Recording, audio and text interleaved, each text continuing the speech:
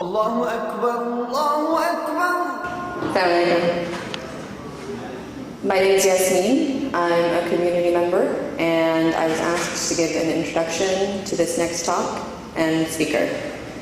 The title of what we're about to listen to is Inner Dimensions of Ibadah, or worship. So, in addition to focusing on the fiqh, or more technical elements of worship during Ramadan, we wanted attendees to realize some of the higher purposes in these acts. Fasting, prayer, dua, and charity are some of the acts to be discussed today. One should approach their worship in Ramadan seeking more benefit from it and attaining higher levels of spirituality. So more and higher, if you could keep those terms in mind for just a moment. A simple truth about the month of Ramadan and its most essential act of fasting is that it is invisible to your fellow human beings. Unless maybe somebody stands a little too close and gets the whiff of your bad breath testifying for you. But in seriousness, fasting is essentially invisible. It's very inner, and it's pretty much entirely between you and Allah. I think this is a good thing. Part of what it means to fast is to demand more of our bodies to get to a higher spiritual plane. We're supposed to conduct our days mostly normally, and we don't get a free pass on our responsibilities. More, higher, and your inner self.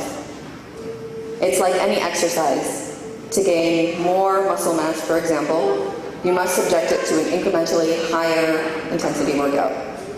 To guide us to knowledge about how to seek more from our inner selves in order to attain higher levels of spirituality, we have with us today Imam Marc Manley. Imam Manley is a Detroit native, now residing in Philadelphia, both great cities. He began his studies in Quran with Ahmed Munir from Algeria at the Muslim Community Association of Ann Arbor in Michigan, where he also began studying Quran at the university level. He continued for several years to study Islamic law, theology, and Quran recitation. In 2008, he completed his ijazah with Imam Anwar Muhaymin of the Quba Institute in Philadelphia in the area of Khutbah. In 2011, he went on to be appointed the Muslim chaplain at the University of Pennsylvania, and he helped launch the first ever Muslim chaplaincy at Drexel University. All this in addition to working full-time at the School of Design at UPenn. Imam Manley teaches classes nationally and internationally, and we're fortunate to welcome him and to hear from him today at the Adam Center.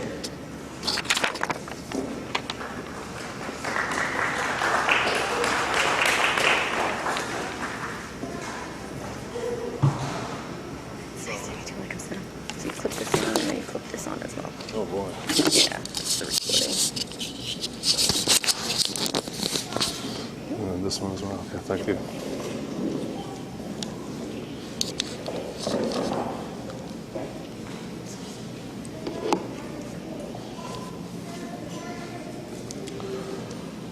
إن الحمد لله ثم الحمد لله نحمده ونستعينه ونستغفره ونتوب إليه وعليه نتوكل ونعوذ به من شرور أنفسنا وسيئات أعمالنا. أشهد أن لا إله إلا الله وحده لا شريك له له الملك وله الحمد يحيي ويميت وهو على كل شيء قدير وأشهد أن محمدا عبده ورسوله هو تاج الأنبياء وإمام المرسلين صلوات الله تعالى عليه وعلى آله وعلى أصحابه وأزواجه وذريته أجمعين.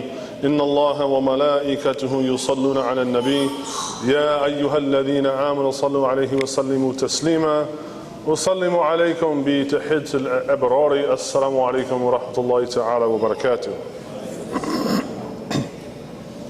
Well, that's all I get. Assalamu alaikum wa rahmatullahi ta'ala wa barakatuh. Can we pass out some coffee in the first row, man? I think lunch knocked all these people out. So mashallah, I love the topic that I've been given here. I gotta just look at it again. Inner dimensions of Ibadah. So when I do these kind of talks, the first thing I like to do is actually start asking questions versus telling you what to do. And I would like to know whether I have your permission to speak to you directly honestly, and earnestly? Apparently not. So I guess we'll go with plan B. You're going to have to wake up a little bit. I like a little bit more interaction. See, the problem with this is all very nice, the stage, but I have problems with the stage because it gives the illusion that I am on a different level than you. Ana bashar mithlukum, right? I'm a person just like the rest of y'all. I have my struggles, I have my trials, I have my tribulations, and despite the very wonderful introduction I had of all those things being semi-true, I'm not on any elevated level. I have to work for everything in my deen the same as the rest of you. So what I'm going to try to do today when I talk about inner dimensions of the ibadah is to first ask, do you even know what that means? And just raise your hand.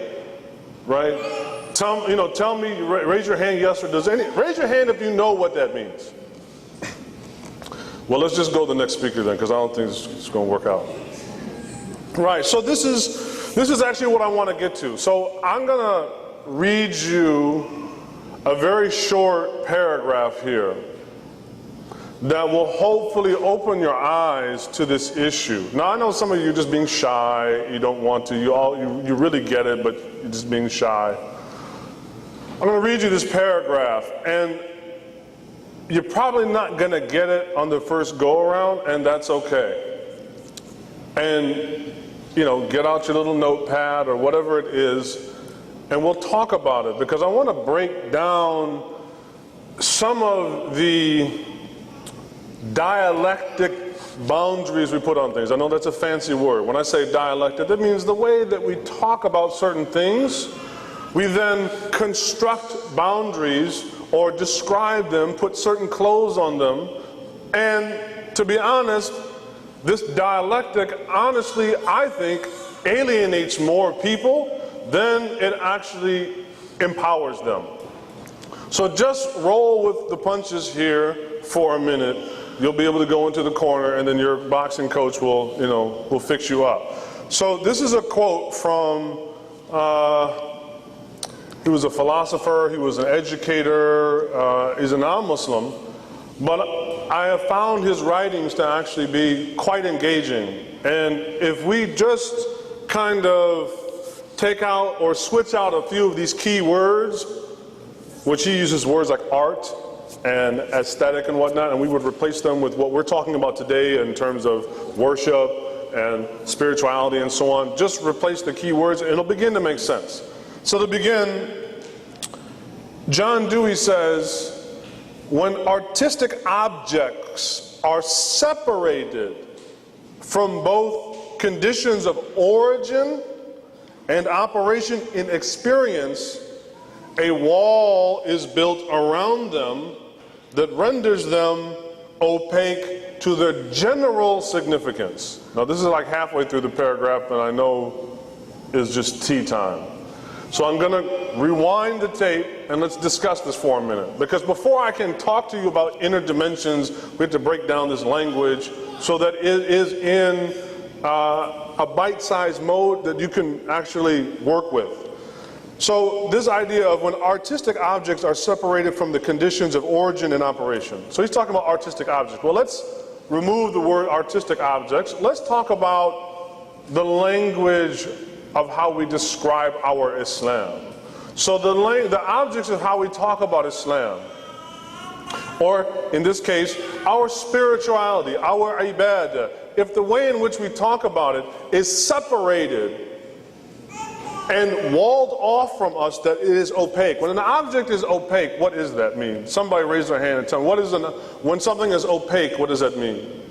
I would love to hear, yes. You can't see through it. So if the way that we describe our spirituality, if the way that we talk about Islam, if the way that we try to talk about the higher levels of achieving certain things, if they are done in a language that is opaque to us, we can't see through it, do you really think that then this dialectic will be able to have any benefit for you? Probably not. We'll all shake our heads and be like, oh man, I love the way the sheikh talks, and I love to go to the halaqat, and he's so deep, but then I go back home to my same miserable life and nothing seems to change about my character, and I'm not doing any extra ibadah, and I'm still riddled with doubts about my faith, and hakada, especially for our kids, right? Parents, pay attention to this. This is one of the things that our children struggle with, is the dialectic of how we even talk about Islam, how we even describe Islam is opaque to them. When something is opaque, it's not actually like this podium where you can't see through it at all. It actually emits a little bit of light, right? So when something's opaque, you know something's in there, but you can't see any of the details of it. In Islam, right, the details are important in Islam. So we need, if the origins of this and the way that it's described is opaque, then it's essentially cut off. He says a wall is built around them that renders almost opaque their general significance. Right? If the general significance of the higher aspirations of being spiritual are inaccessible to us, then it's probably not going to do us much good, which means that we need to change the dialectic of how we talk about it. This is my little effort here today to speak to you directly. And I think sometimes we feel that, oh, if we have this plain and simple speech about lofty aspirations, well then it just must be, it's not very good, it's not very fancy. We want the fancy talk. But the Prophet sallallahu ta'ala alayhi wa sallam was a person that his quest was balaghun mubin. He strove to deliver the message of Islam in clear, plain language and context that was either by his mouth, which he was very eloquent. So when you read the ahadith, he's a very eloquent man, sallallahu alaihi wasallam, in the way that he speaks, or through his actions, it's very clear. So when we're talking about going for these higher, maqamat of ruhaniyah, of spirituality, keep in mind that the way that you talk about it, the way that you want to aspire for it, or even the objects of higher aspirations of spirituality need not be fancy. And we're going to talk about that as we get to the end. So he continues by saying, if I can bring up, he continues by saying, whoop, technology. So they are rendered, the general significance of these things is rendered basically inaccessible, right? With which the aesthetic theory deals with, right? Aesthetic theory, I know another fancy word. What is aesthetics? This guy has raised his hand for every answer. I just want you to know right now, for every question, he's had his hand up. I think he should just give the lecture. So what's aesthetics? The appearance and what that evokes when the person looks at it. Right, so essentially, he said it's the appearance of how things appear. So yes, in a way, aesthetics is the systematic study of the appeal of things. Like, why does, for instance, why is this bow tie? Why does everybody love this bow tie? Because it's a great bow tie. Right? I don't have to, you look at it and it's like, mashallah, that's a really nice bow tie. It's just, it evokes a certain reaction from you, it stimulates the senses in a certain way. That's the study of aesthetics, right? That tells you.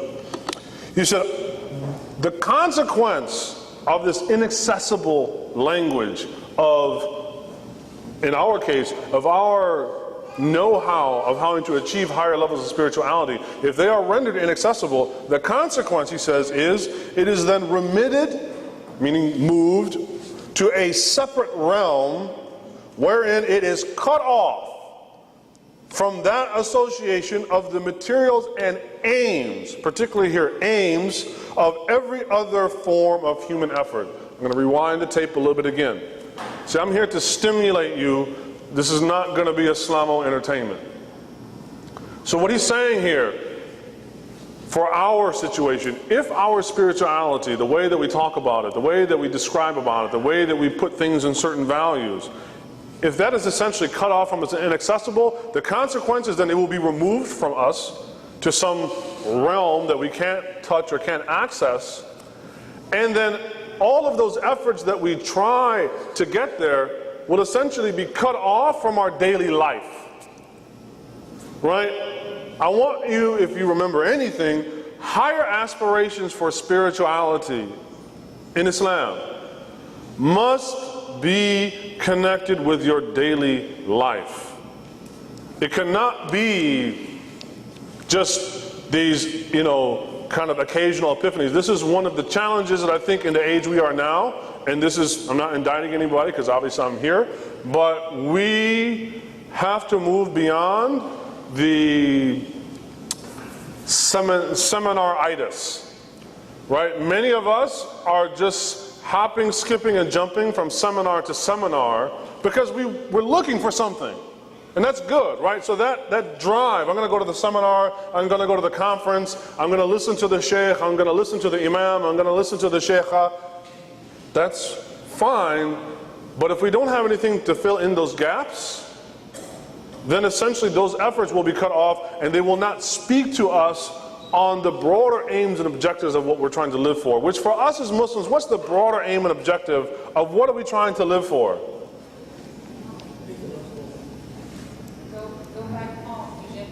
To Jannah. Exactly. We're trying to live for the ridwan of Allah. We're trying to live for the pleasure of Allah, that Allah will have mercy on us, and ultimately at the end of our lives, Allah will grant us Jannah, inshallah. That, therefore, we have to be careful in the way that we describe things. And that again, it's good to be smart, I try hard, but the objective of being smart is in itself a tool to achieve something. So what I'm saying is, the way that we talk about spirituality, we need to bring it back down to the reality that we are all living in. And I see this particularly, like there's a whole table out there full of books by people like Imam al-Ghazali and Imam al-Haddad and all these other great thinkers.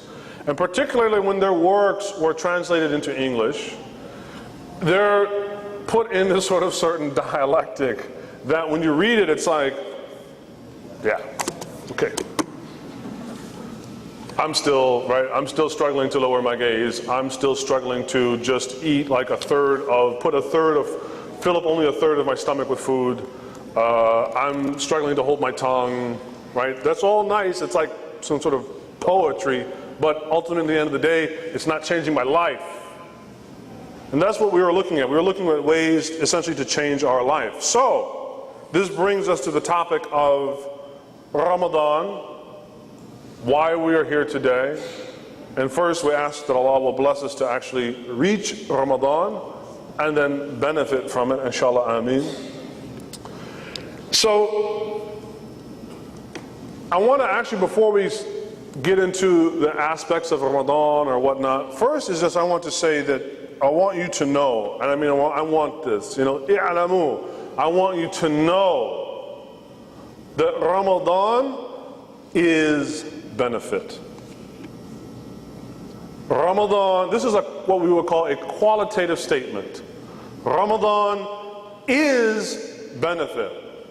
The only question is, how much of it will we benefit from it? And I say that because sometimes, we have developed and if I can use another fancy word, we have slipped in to this very modern or perhaps even postmodern tendency of humanocentric thinking. Now again, if anybody here is going to take the GRE, write these words down. When I say humanocentric thinking, right, and I'm sorry I'm shouting at you. I mean, one, like my voice is very obviously requires absolutely no amplification whatsoever. So I'm not shouting at you, it's just Marc Manley fighting, clashing with technology. It's just, I'm not trying to. When I say the word humanocentric thinking, what do you think that might mean? And you can't raise your hand. Somebody else. You don't look sure, but go ahead.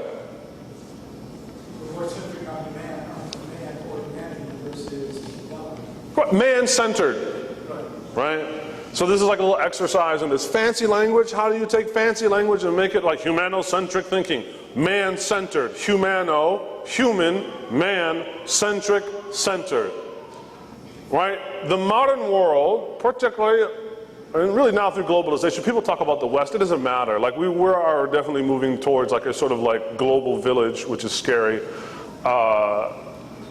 And one of the tafakkurat al-zaman, one of the ways of thinking in this time is just the self, right? In English we call this self-esteem. We all want to have better self-esteem, which is funny. I remember Hamza Yusuf saying one time, he's like, if you were to translate the word self-esteem into Arabic, it would translate as sort of like, izzat an-nafs, which is kind of like, anybody that speaks Arabic is kind of like, whoa, like more power to the self, right? So we live in this time where it's all about me. The funny part is, this is the way it will be on the day of judgment. We will all only be worried about ourselves. But the problem with this sort of humanocentric thinking is that the horizons of our thought have shrunk to like right about to the edge of our nose. We don't tend to look any further than this.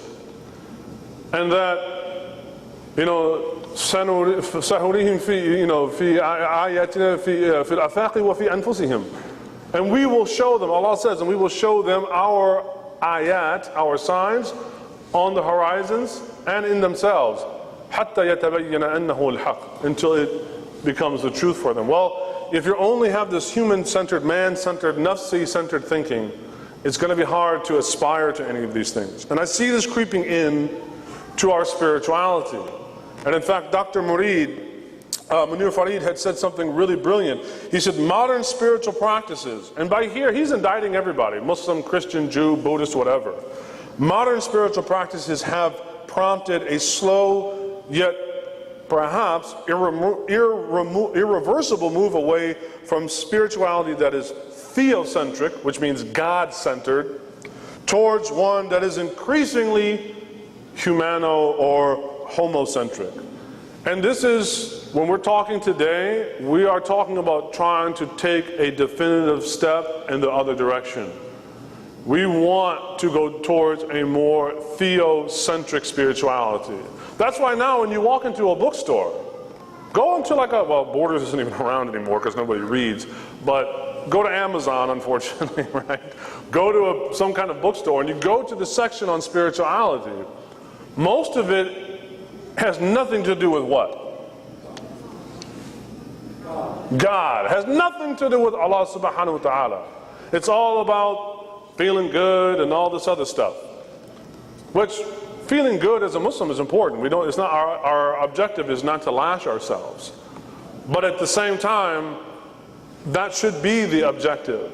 And this is something that I've seen that we've been moving. So what I'm trying to do here today is to encourage us to take a step back in the other direction and to focus our thoughts and aspirations on the pleasure of Allah. That is a very lofty and high aspiration. And therefore, so I said, to begin, Ramadan is barakah, right? It is benefit, it is blessing. The question is, what will we get out of it? Part of that will be developing a greater love for Allah. And I say this in a way that will hopefully encourage us to move beyond the Hallmark cards.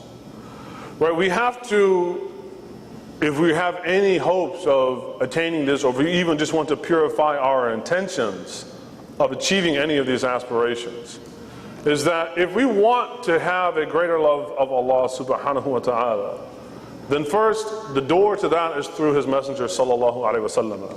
And Allah says in the Quran, قُلْ إِن كُنْتُمُ تُحِبُّونَ اللَّهَ فَاتَّبِعُونِي يُحِبِّبُكُمُ اللَّهُ وَيَغْفِرُ لَكُمْ ذُنُوبَكُمْ. And this is the interesting thing. The Prophet sallallahu alaihi wasallam does not just say, hey, if you love God, follow me. There's like a hierarchy here. It's very interesting. Allah gives a command to the Prophet sallallahu alaihi wasallam, say, right? And this is in it didn't say qul, like say to them, essentially say. So it's not coming from you, because he does not speak from hawa. The Prophet alayhi salawatu wasalam doesn't speak from passion. Say to them, Ya Muhammad, if you claim to love me, you want to lay any claim of love to me, then follow him. Now I know this again sounds somewhat Hallmark cardish. Well, we only got like 40, 50 minutes. So what I'm giving you here are breadcrumbs or seeds that you can plant in your own pots and germinate, so that when you leave the conference, you have at least a few seedlings of how you can then perpetuate this both beyond this conference and outside of any conference. That's the objective. I can tell you, having talked with all, I just spoke with Imam Suhaib Webb this morning. We talk like every other day. I talk, with a lot of the people that you esteem. And I can tell you, as your teachers, all we want is for you guys to take this thing and run with it. That's why we do this. We don't come here to just entertain you or to sit. We love you. I love coming and being with the Muslims. It's great. But ultimately, we want you to take this thing and run with it. So if we want to lay any claim to Allah, right, and this is higher aspirations, absolutely high aspirations of spirituality, is developing a love for Allah. We have to fear Allah, but we also have to have a love of Allah. We have to have this balance. And if we have any claim for it, then we have to follow him, which means that beyond this conference, you're going to have to take your own time, carve away. Look, I work full time, as it said in this wonderful introduction. I work a full-time job. I'm a parent. I'm a husband. I'm apparently an ustad now. I don't know what that is yet. But I do a lot. But I also make an effort to carve away out of my very busy schedule. And it can be, small things. أحب الأعمال إلى الله تعالى أدوامها وإن قل بقول النبي صلى الله عليه وسلم. The Prophet said that the most beloved deeds to God are those that are done, consistently, even if they're done infrequently. So come up with a schedule. It was one of the last things at the conference I was at, and I have a book. If anybody's interested, you can contact me afterwards or shoot me an email, short little ebook that you can get that has some great tips on how to organize your life. And in fact, I think that is, right, time management is what you had this morning at 10:30. So just to reiterate that, time management is one of the ways that you will take steps towards trying to achieve a sort of enlightenment or higher spiritual aspirations. The other thing, during this Ramadan, I gotta, how long do I go till? 3:20, right? Something like that.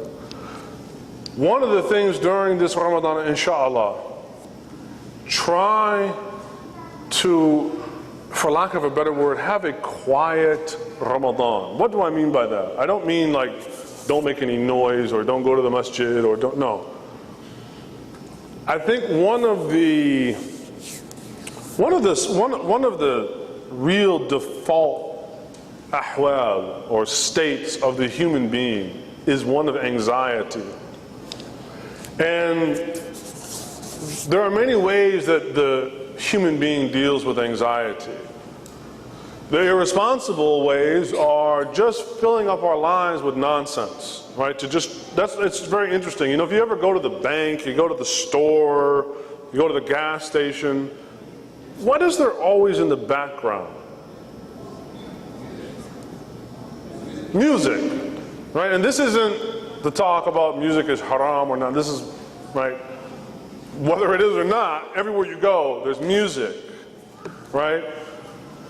So because we live in a culture where it's very hard to block out distraction, right? They say that the typical human in any kind of urban populace in America as an adult may encounter as much as 2,000 to 3,000 advertisements or distractions or, attacks on our attention per day.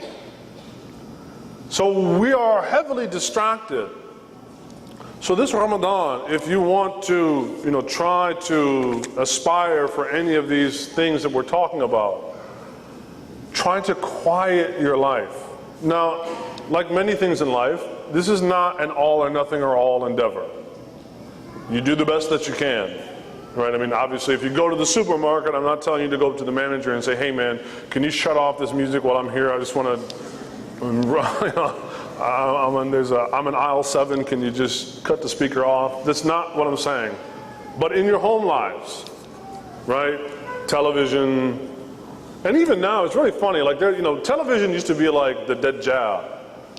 I remember for myself, like back in the 90s, man, like people were railing on television. Now, I mean, honest, like, I don't think television is that big of a deal in our lives. I think the internet and the computer and these little sort of like mini Dajjals are now, these are the major things.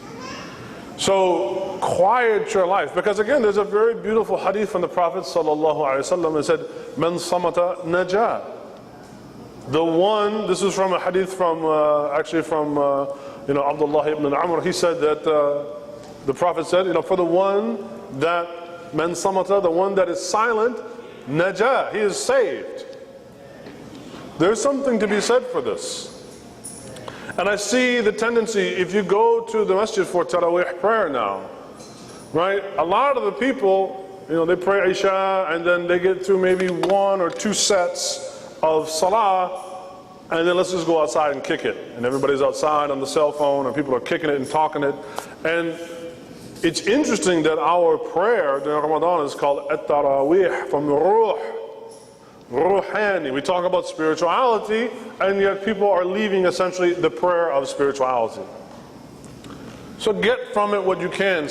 Quiet your lives down. Spend time with one another. I think, I caused a major storm. See, my wife isn't here today, so I could talk a little trash as long as you don't put this up on YouTube. So the other day I kind of got on my wife because we were sat down to eat, and it was like, I'm like, hey man, can I get 5 minutes with you? Can your husband pencil in a couple minutes with you? And my daughter's sitting there. It's like, let's be a family. Let's be families. So these are some of the methodologies that you can use. Quiet your life down. Spend time with one another. Read the book. Now, look, if you can't read a juz'a a day, and this is what I mean about certain dialectics, we create these value systems, and I understand them, but look, if you can't, do the best you can. Once again, it's not an all or nothing or all scenario. If you can only read a page a day, because that's probably more than you read normally, then you will get a benefit from that, inshallah. Strive. Particularly this Ramadan, think about it. Write this down, like, I want to strive for a spirituality of inconvenience. Okay, that's another, not quite GRE level, but SAT, right? Spirituality of inconvenience. What do I mean by this? Somebody tell me. Maybe I get an answer from one from here, one from there. If I want a spirituality of inconvenience, what does this mean? Anybody can tell me. You look like you know. Anybody. Just take a guess. There's no really bad answer. Yeah. Do something out of your daily routine. One answer from over here. Sure. Let your spirituality disrupt your daily routine. Yeah. Think about it like this. Be willing to do things that just aren't easy. Right? Again, and this is kind of like a practice session for you. So the next time you go to a conference and the sheikh is speaking in this language, right? This is how you can this guy's an overachiever. Just a minute. Right? Inconvenience yourself. Right? So if your normal routine is, let me just go to bed after I eat, push yourself to stay up and pray a little bit. Push yourself to smile a little bit more during the day. Push yourself to give a little bit more sadaqah than you normally do. Push yourself to read, boy, I'm tired, I read that page. Let me just, one more page. Whatever that it is, move beyond your comfort level. When you go to the masjid for Taraweeh prayer, and I'm going to be really bluntly honest with you, right? If you're Pakistani, give salams to the African American. If you're African American, give salams to the white convert. If you're a white convert, give salams to the Arab guy. Right? Move beyond your social comfort level so that you can also, imagine this, contribute to the happiness of somebody else's Ramadan. Because I can tell you, I get a lot of emails from Muslims that are like, man, I can't stand going to the masjid. I'm not saying this about here, but I'm just saying overall, think about it. You never know who you're going to run into. Just be friendly and give smiles. We know that a smile is in itself a what? We all know these things, so I don't even have to really tell you. So work on the distractions. Try to minimize the sort of invasive technology if you can. And at the end of the day, keep some self-reflections. Maybe even keep a little Ramadan journal. You don't have to publish it online. You don't have to put it up on Twitter. You don't have to put it up on Facebook. It can just be you. At the end of it, you can even burn it if you want, if you don't want anybody else to see it. And just keep little reflections of, what did I do today? And therefore, on the second day of Ramadan, like, okay, well, yesterday I only did, right? Again, move beyond your comfort zone. Because again, the first thing going back, Ramadan is barakah. So get the most out of it that you can. Because we all know, right? Even now, right? The month before Ramadan and the month after Ramadan, Siyam is what? A lot harder. Like, essentially, shaitan is locked up. Allah has so much, fadl, that all of these things are not only easier for us, but everything that we do is amplified.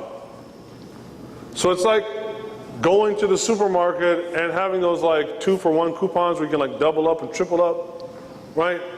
Get the most out of it. Move beyond your comfort zone, because if you think about some of the sabab or the asbab of Ramadan, is that the end game scenario is that you will leave Ramadan a better what? Muslim. So if you want to have the best shot, right, because we all, eventually you're going to slip back into a few things, but keep finding, this is your opportunity essentially to go to like spiritual boot camp. Get in shape, get invigorated, get energized, get hyped about Allah, get hyped about the kitab, get hyped about the Quran. And then once you leave the month of Ramadan, right, and maybe you should hold off on burning those reflections, right? You can go back in the subsequent months that follow and look at like, oh yeah, I remember I went that night to the masjid and I cried because the Qari did this, or I had a great time, or that, right? Take responsibility of your own Islam. Take responsibility of your spirituality.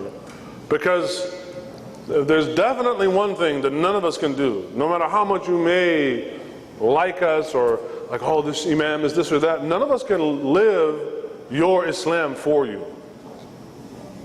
Take the responsibility into your own hands, especially for parents. I can't tell you how many times I have Muslim parents come to me because they have a problem with their child. But then when you begin to peel back the layers of the onion of the parents, it's like, well, really it is best to lead by example. Inspire your kids. A lot of us think like, oh, I'm just, no, you can. You do have the capacity to inspire your kids. Think creatively of how to make this Ramadan, inshallah, something, to strive and achieve for. So in summary and in closing, be very wary of a spirituality that does not want to move you beyond your comfort zone. Be very wary of a spirituality, particularly reading books or attending lectures that are just wowing and amazing you with the dialectic, but when you leave, you're like, I don't know what that dude said, right? Work on those things, and ultimately the real acid test for this, which is where you can perhaps take some of this responsibility into your own hands. And this is where it will require you to strengthen your relationship with the Book of Allah and the life, not just the Sunnah, but the life of His Messenger Sallallahu Alaihi Wasallam. find out what it is that Allah loves. Because Allah talks about certain things that He loves in the Quran. He talks about certain things that He absolutely doesn't love in the Quran. There are things that the Prophet ﷺ loved. There are things that he didn't. And then compare and contrast your actions, your deeds, and your intentions with this. This is the litmus test. And this is something you can do, right? This is sort of like DIY spirituality.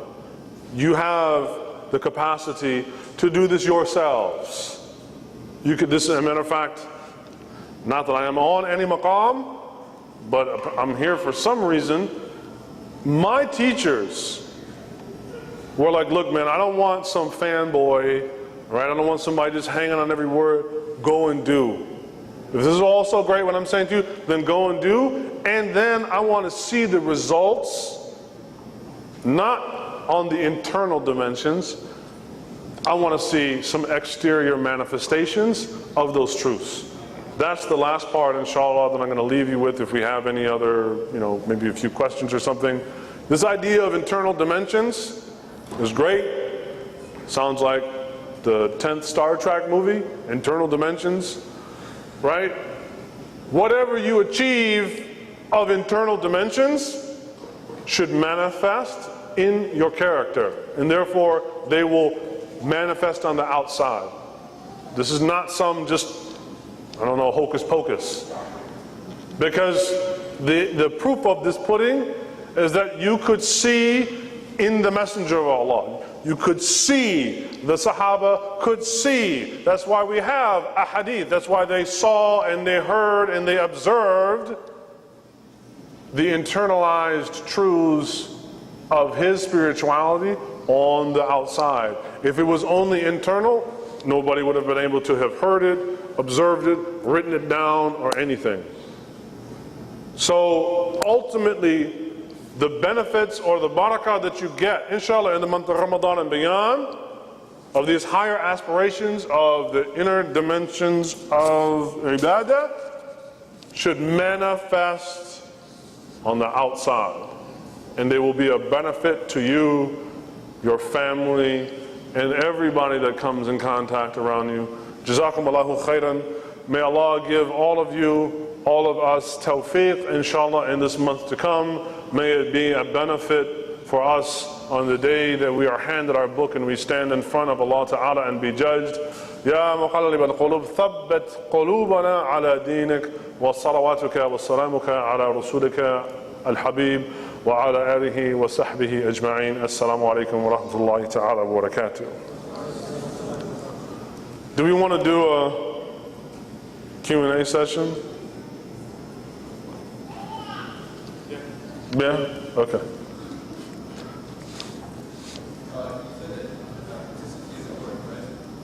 Consistency, yes.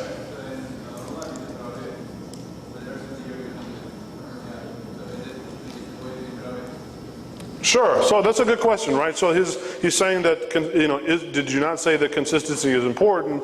However, during the month of Ramadan, we have Salat al-Tarawih, but after Ramadan is over, we no longer have the Tarawih prayer. So instead of me initially just giving you an answer, actually, so the brother's asking, what do you do when there's no more Tarawih prayer after Ramadan? What should you do?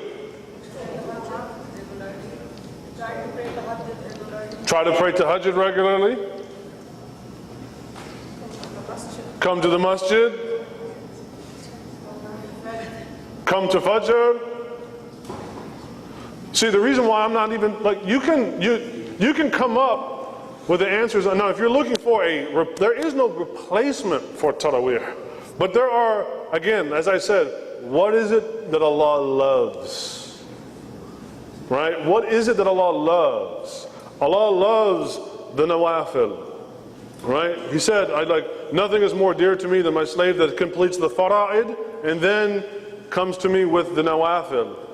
So that nawafil can be witr, tahajjud, it can be, more salawat in the masjid, it can be just, be a better family man, be better to your co-workers, give more in charity, right? If you're looking for a particular replacement for at-tarawih, there isn't.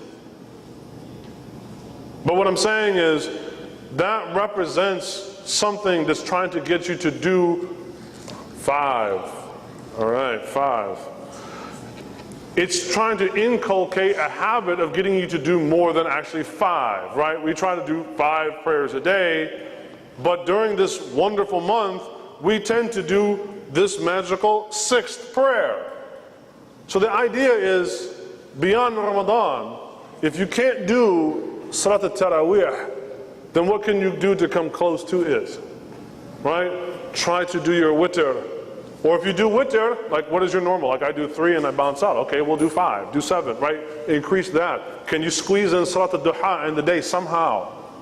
Can you give more to charity? The idea is, again, this is a spiritual training ground. And don't get locked in the particulars. I don't know if that answers your question, but don't become too emboldened to the particulars, because then, I mean, what's the consequence? Like, so Tarawih goes away and we just go back to just the bare basics? That doesn't seem like a good solution. No, when I meant to pray 11 rak'ah Tarawih or 20 rak'ah Ramadan, I definitely can't keep it up for the rest of the year. Oh yeah, so you don't have to do it every day. That's why I said it. So you can make it. So for instance, let's say I want to increase my Salat al-Tahajjud, but there's no way I'm going to do it every single day. So you say, you know what? I'm going to start after Ramadan, at least twice a week. I'm going to pray Tahajjud, or I'll start once a week. Whatever. And if you can do that and maintain that for a while, that will be more beloved to Allah than not doing it at all. And perhaps, like other things, you may magically find yourself praying it twice a week or 3 times a week, or you may move. Again, the idea isn't don't punish yourself. I mean, there's a beautiful hadith that the Prophet says, like, take upon what you can do, right? Don't overburden yourself, because then that, right, shaitan will come to you and be like, oh man, what a lazy bum. You can't even make tahajjud 3 days a week? You're worthless, man. Why even bother making on the prayers at all? So don't set yourself up for disappointment. Be very realistic about the goals that you try to make for yourself. Start small. That's right now, like, I look moderately fit and trim in this jacket that's sort of like constricting my bulk, right? I'm 41. There's no, like, that dog doesn't hunt like it used to. If I went to the gym now and try to do stuff like I did when I was 21, there would be a janazah tomorrow. So, but if my goal was try to go to the gym, I need to take better care of myself. So it'd be more holistic. I need to eat better. I need to cut out the cheesesteaks. I need to cut out the Snickers bars. Maybe I should try to walk a couple days a week. Maybe I'll go do weights once a week, right? That will be more beloved to Allah and to my body than trying to go and, just pump iron until I kill myself. So just be realistic about your aspirations. I know we've probably exhausted 5 minutes. I just want to give at least one question from this side. Yes? So do you have any tips for overcoming that initial inertia when you come to the end of your comfort zone to get into that spiritual convenience zone?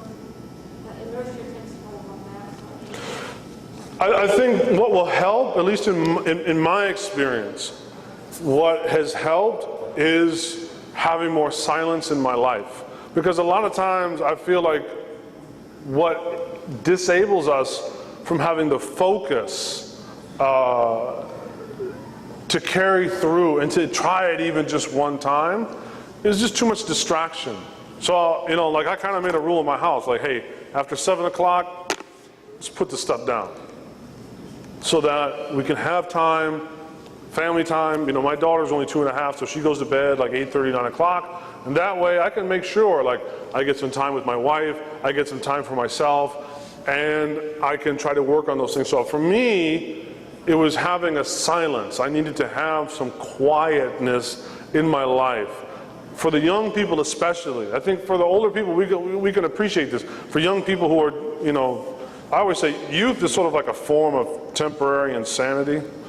You're just sort of like, all the time, right? That's just what it is to be young. And I miss those days, because I'm going to be sore tomorrow from just doing that. So I miss those days. But try and quiet your life a little bit. I mean, to be young is a little bit crazy, but today I think it's sort of exacerbated.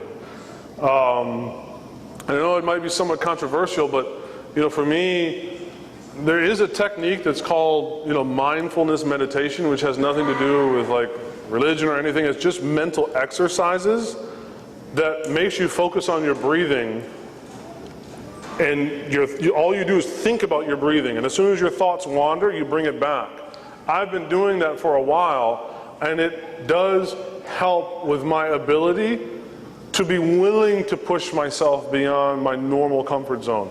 I'm not saying that I achieve this all the time. I'm not a saint or anything, but those have been some of the things that I've been able to do to at least have a better shot at accomplishing some of those goals. My question is, what is your suggestion for people who are working in Ramadan full time? That are working in Ramadan? Full time, like full time in a job. And, Yeah, I'm going to be working full time in Ramadan. and what is your any tips for doing? Just keep your mind. I mean, there's a very simple hadith, right? Where a man asked, Ya Rasulullah, qad katharat shart al-din. Oh, Messenger of Allah, the rules and regulations of the deen have become way too complicated for me. He was like a simple Bedouin man. He said, give me something that I can use. He said, don't let your tongue become dry. Don't let your tongue become unmoist from the remembrance of Allah. So I work in IT. I manage a lab. I have I wear lots of hats during the day. I work at University of Pennsylvania. I work in IT. So I don't have a job where I can just sit around all day and read Quran. But, I keep my mind on my Lord. I mean, again, sometimes we're looking for something to have a certain kind of package. And sometimes the packaging for us is more appealing than the contents of the package. What are the contents of the package? Dhikrullahi ta'ala, the remembrance of God. But we wanted to have a certain particular kind of package. I wanted the remembrance of Allah to be sitting around and reading the burda, sitting around and singing nasheed, singing around and making dhikr, sitting around and reading the Quran, being in the masjid. But we got to work. So do not become over-invested in the packaging. Concentrate on the contents of the package, which ultimately we're talking about dhikrullahi ta'ala, which is not, dhikr is interesting. It doesn't mean to remember. I mean, it can, but really it means to be, to say, to mention. And therefore, be in the moment. We're not millennialists where we're fixating about the Dajjal and the Masih al-Dajjal to come, or only about the Khulafa al-Rashidun from the past. Their reward will be with them, and what's going to happen in the future, we're not going to be here. Let's take care of now. Let's take care of now. We're not going to be here for very long. I mean, even a baby that's here now, 80, 90 years, we're not going to be here very long. So focus on the now. Do not become overly committed to the packaging. That's one thing about Apple, man. Their success is in the packaging. It's amazing. And now you have a lot of people that are actually starting to leave, Apple for Android devices, because a lot of it is just about the packaging. Islam is about the contents, definitely about the contents. Am I? Okay. One more? Or am I done? No. Okay. What about a Ramadan baby? If there's a baby in the family around that time, how would you advise to go about it? Well, the child should definitely fast all 29 days. Enjoy it. It's a child in the family. Enjoy it, right? This should be for me, this year, so my daughter is 2.5 going on 3. This is the first year that she really kind of knows what's going on in her environment. That's why for me, I took off more vacation days this summer so that I could spend more time at home with my daughter during Ramadan, because one, as a parent, you've seen me, I get really emotional about my child. I'm like a big sap, right? I'm a big teddy bear with a bow tie. I love my daughter, I can't tell you how much. And therefore, as a convert, somebody that wasn't born Muslim, I've been Muslim for 23 years, alhamdulillah, but I'm a new Muslim parent. And now I have this wonderful opportunity to try to inculcate Islam into the life of another human being. I'm going to take every opportunity I can to, just be with my kid, read, try to tell them stories. Like I went online shopping for every kind of like Muslim children's book about Islam, which, by the way, we need a lot less engineers and doctors and a lot more like artists and filmmakers, and like that's what we need in our community. We don't need another Muslim doctor. I'm sorry. I know I'm never going to be asked to come back here again. So, but if anybody's listening out there, we do not need another engineer or a doctor. My kid needs books to color that aren't Mickey Mouse. I would love for my kid to have more books of the NBA and other creative things or whatever, right? That's what we need. So just, spend time with your kid and make Ramadan fun. Don't just make it about where you're all sitting around at 7:53 going, hey man, what time does your clock say? Don't make it just waiting for the fast to break, right? Make it fun. For little kids, you can let them fast. Say, hey, fast 20 minutes, fast an hour. I mean, play, it seems funny, but let them participate. It should be family fun, because we don't live in an environment where outside of our door, our values are reflected. And I don't mean that as a condemnation of America, that's just a fact. Right? If we don't have something to help, instill those things in the home, then they're not going to have any tools to go outside. And for Muslim kids, the most important thing is that they grow up being happy being Muslim. It's not about the ahkam. It's not about the tahfidh of the Quran. I mean, that's great if you can do it, mashallah, but that's not the objective. Our kids need to, by the time they hit 13 years old, when they see their other friends at 13, they all laugh and say, hey man, remember we went to like Muslim camp, or we did this and we had so much fun, and we tricked the Imam into taking a sip of water during Ramadan, or made him break his fast, or whatever it was. Or they just need to have positive memories of having fun, so by the time they get to be 20 years old, they will prefer this deen over every other cultural option that's out there. That's what we're facing. So I'm probably really done now,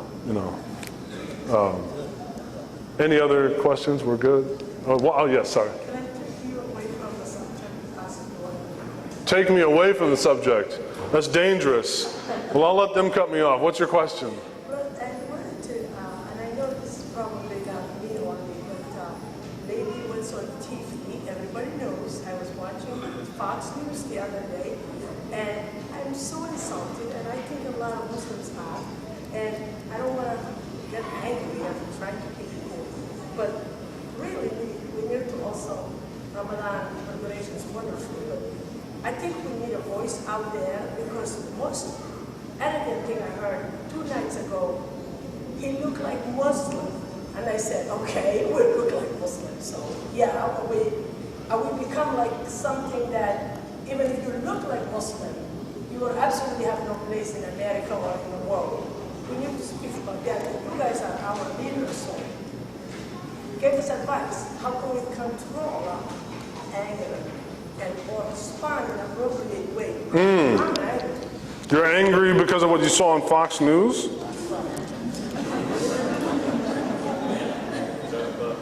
Is that question pretty much answered, everybody? You're angry? Is that a question? Or is that just a statement?